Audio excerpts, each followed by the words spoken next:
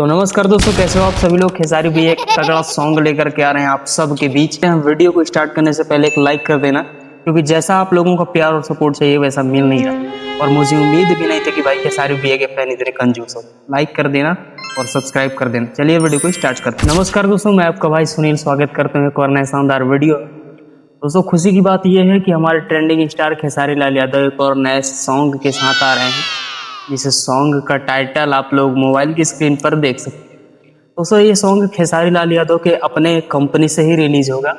Trailer release हो गया है।